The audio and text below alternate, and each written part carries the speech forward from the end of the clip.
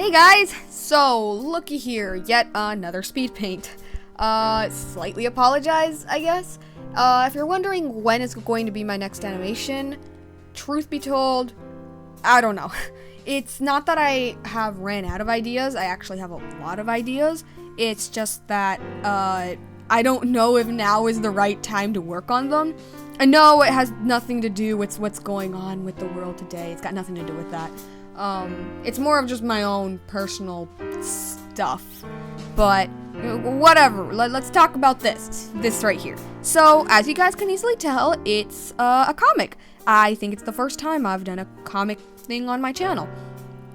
So, I hope you guys, I don't know, if you guys, watch all of my speed paints, I guess, you guys would know that I do comics, actually. Not digital comics, just, dumb, paper comics, at school. Well, I guess I used to do them at school now. But, yeah, I do. And my school has, this magazine thing where, students would post their writings and their, artwork, and they'd be on the magazine for the entire school to see and all that. And last year, I decided to make a comic for them because they were all like, "Oh, we've never had a comic in our magazine before, and maybe we should put them." And I'm like, "Oh, I can do that." And they told me, "Oh, cool. Since this is the first one, we could give you a prize." And there could be this competition, and they were debating whether the prize should be either money or Chick-fil-A dinner or something like that. It was pretty funny. And they're all like, "Yeah, you will totally win a prize because this is the first time anybody's ever done this." They didn't give me any prize. I just kind of worked on this comic for an entire year, posted it, gave it to them, got in the magazine, nada. But whatever, it's okay. I'm not here to complain about how the team behind the magazine isn't exactly that well equipped for this type of thing. And certainly not that they didn't know what resolution was, which slightly angered me because it was Digital Images 101, but that's a story for another day. That's a story for another day.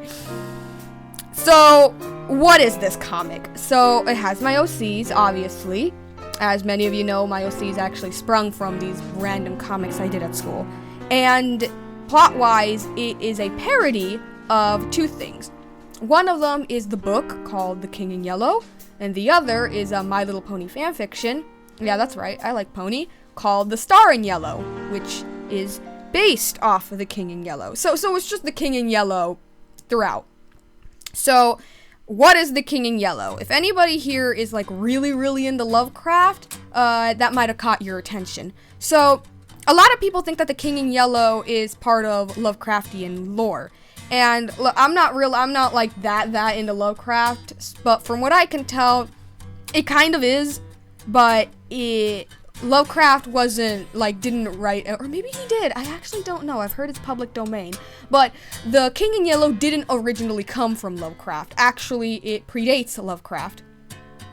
So, The King in Yellow was actually written in 1895 by Robert W. Chambers, and just from the premise of what it is, it already interested me. So the basic premise is, in the story, The King in Yellow, within the story of The King in Yellow, there's this book called The King in Yellow. Makes sense? Hopefully it makes sense.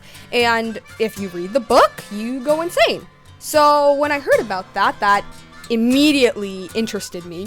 And I'm like, oh, a story about a book that makes you go insane. Yeah, I'll see what this is. And, was like, oh, screw it, I'm gonna read it. I find out that it's an anthology series, right? So basically it's a whole bunch of short stories loosely connected from, the book and the entity of The King in Yellow, from which what I can tell is a spirit that haunts the book, but again, I don't really know, and I'll explain why. So I decided to read the first story, and I was like, all right, let's read it. And I really liked it, and I'm like, great, now I'll read the second story. And I never did. And I never read the second story. Maybe I will in the future, but I'm lazy as hell, so. Yeah. But from the first story, I loved it. I loved the first story. I really did. So I was thinking of recapping this. I was a bit hesitant to recap the first story on this video because, like, it's a good story. I really didn't want to spoil it for you guys. But, like, this comic is a parody of it, so, like, yeah, I mean, you'd already be kind of spoiled anyway. Also, I don't know how many of you guys are actually interested in 1890s literature. So the first story. So the story starts off with the main character called Hildred, I forgot his last name. And basically, early on in the story, he's an upstanding gentleman from like the 1920s. Mind you, it's the 1890s version of the 1920s, so it's not the real 1920s. And in the beginning of the story, he has an accident and falls off his horse and is sent to the hospital. And somewhere in between him being in the hospital to returning home, somehow he gets his hands on the King in Yellow book. It didn't, from what I could tell, it didn't really explain it. Maybe it did explain it, and I'm just dumb. But whatever, he has the book now. And he begins reading it. At first, he's hesitant because the book has been banned basically all around the world, but he ends up loving the story. And as the more and more he reads it, as the story continues, the more and more like deranged and crazy and out of sense he's become. And like the characters around him, like his cousin, is all like, "Hey man, are you okay? Do you need to return to the doctor?" And he either gets very defensive or he's all like, no, I am mentally sound. So later, like a whole bunch of like months or something pass by, and he's just like full on crazy to the point that he starts like hallucinating, I guess. And he believes that, oh, the King in Yellow should be king, therefore he should be king, and that his cousin is going to be king, and he should kill his cousin so he can be king, and whatever. And he believes that the events within the book are real, and whatever. So he goes up to his cousin trying to kill him, but his cousin, I think he was like an ex-military or guy or something, and so Hildred's all like, okay, I'll alright, so I won't kill you then. But he still thinks that he's king. So he goes over to like a friend of his who also read the book, but he finds out that his friend is dead because I'm assuming it's his cat. They pretty much state that like a cat that he has killed him. I don't know. And the police comes in and he's all like, "Oh, woe is the guy who woe is the man who wears the crown of the King in Yellow." And that's it. There's one more element to the ending, though, and it's the author's note at the end of that story, which, by the way, I didn't know author's note, like that was a thing back then, but I guess it was. I'm not talking about the little note you put at the end of the book. No, I'm saying author's note in the terms of fan fiction. I didn't know that was a thing, but I guess it is.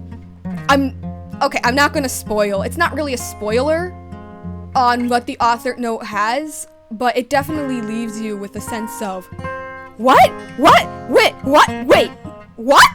Hold on, what?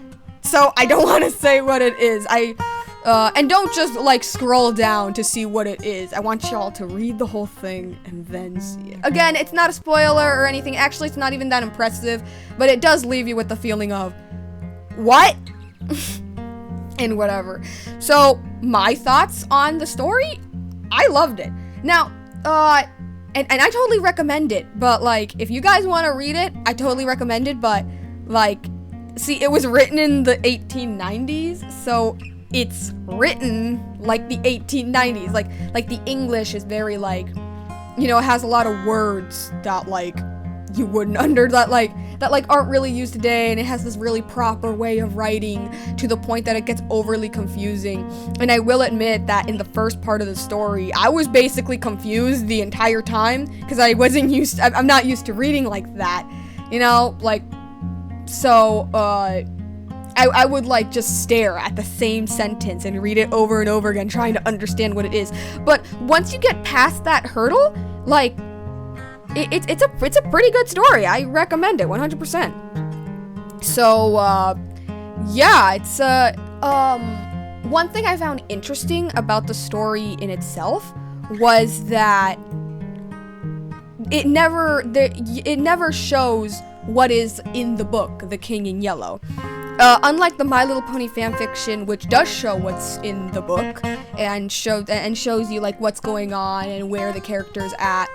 In the original story, it doesn't. Like, it has a couple of mentions. It has a couple of things. Like, it says the name of the kingdom, and it says the names of, like, 1 or 2 characters. In the beginning of some of the stories, there is, like, supposedly a little excerpt of the story, like, of the book, but as in completely what is contained within the story, you know none of that. And, like, it could be seen as a hurdle, I guess, but me personally, I think it just adds another level of intrigue. You know what I mean? Like, I guess, like, when I say, oh, this book, if you read it, makes you go insane, and it gives you this idea of, oh, what exactly is in that book that makes you go insane, and you don't know, because the author's like, I'm not gonna say what's in the book, you have to kind of come up with it yourself. Now, like I said, I think a little bit earlier, is that it's kind of implied that the King in Yellow is a spirit that haunts the book, but they never, but again, I'm not sure, I only read the first story, and the first story doesn't mention it. They, I guess, imply that, like, whatever is in the contents of the book is what makes you go insane, and you don't know what it is, and I thought that was, like, really, really interesting. Yeah, so, meanwhile, the Star in Yellow, the My Little Pony fanfiction, it doesn't take that much from the original story, from what I know, like I said. But it does take the basic premise. I'm not gonna get too much into what it is, cause, like, I don't think some of you guys would be interested. I don't know. But it's a lot. It's about fan fiction, not just fan fiction, but just fiction in general, and, like, the nature of writing and authors, and, like, the nature of you really like putting yourself in it, and, like, how books are, like, an escapist. There's a lot of, like, these themes. It's actually really interesting on how the writer wrote it, but I don't know. I tried a little bit to put a little bit of that within this comic, but I don't know if I did a good job. I don't know. This comic is just a dumb parody, so I don't know. Now, as in, like, the comic itself, I spent the entire time talking about the original story. So the comic itself, again, it's just a dumb parody of it. One thing I wanted to do was that during the scenes where the main character is a little crazy, I decided to saturate the color to make the colors just a little bit brighter. Originally, I even wanted to color in the outlines just to add a little more of that dreamlike stuff, I guess. But in the end, I didn't do it because I thought that the magazine wouldn't even, like, I guess, detect it. I don't know, but, like, you wouldn't even notice. But I did decide that I did keep the slightly saturated colors thing. I tried making it subtle. I hope it's a slightly subtle change, but it's just a slightly subtle, something is not normal here, I guess. So that's fun. What I wanted more for the comic, though, is, see, because this magazine, it only limited me to 4 pages, and I was already trying to cram in so much. I definitely wanted to add more of the insanity part of the original story, like, and I mean, like, the truly insanity part, but at the end I didn't have enough space or time, for that matter, to do it. So, but I wanted to show more of, like, how insane it is, because the original story, I'm not gonna say it goes in depth into the main character's insanity, because it doesn't, but it definitely does try to show you, oh, he's not in the right headspace, like how his apartment look, and, like, the books he's reading, like the other books he's reading, and whatever. I kind of wanted to have a little bit more of that, but I couldn't, so, you know, I didn't have the time, nor did I have the space, but I guess I do now, since, you know, with what's going on, but you know what, here's the, like, I'm done with the comic. I really love this comic, though. It's probably one of my favorites that I've done, even though it's not within the canon of my characters whatsoever, but it's a parody. Who cares? So, yeah, I guess that's all I really got right now. So, basically, moral of the story is, read my comic, please. I don't know. Read my comic. If you want to read the story, if you want to watch, like, Don Somewhere's take on the My Little Pony fanfiction, if you're interested. If you're interested, you don't have to. And yeah, that's that's basically all I got. I'll link everything in the description. The King in Yellow is free to read, so that's good. But that's all I really got for now. Like, subscribe, all that jazz. I'll see you next time, guys. Bye.